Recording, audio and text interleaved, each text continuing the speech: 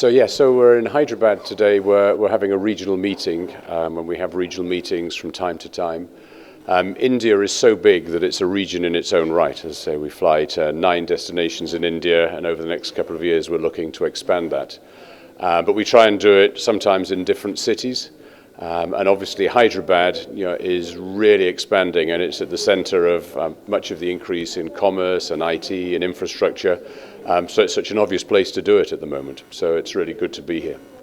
Well, so what we'll do is that we will gradually expand flights according to how the business is doing. But I think the longer term goal over a 2 or 3 year period is to try and fly to most places twice a day.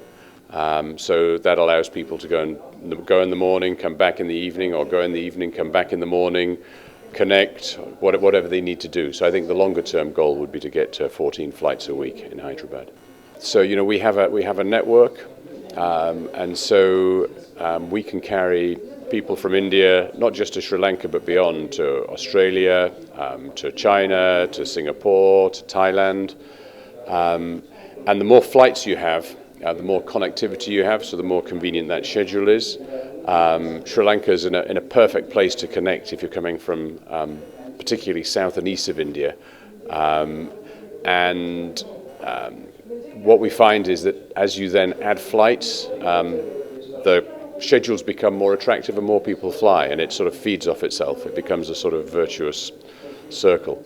I mean, if you look at some of the city pairs that you've got flying in domestic India now, if somebody had told you 10 years ago that you could fly that many times a day, you wouldn't believe them. You wouldn't think you could ever get that many passengers, and now you just look at it. So it's no different flying to Sri Lanka.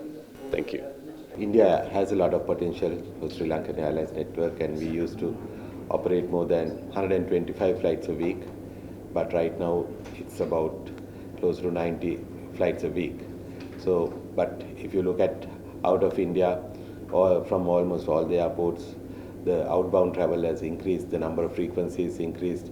In Hyderabad itself, more than 20% compared to pre-COVID. There is a lot of potential out of India and even from Hyderabad, and we are working on that to increase the numbers into Sri Lanka and to our network.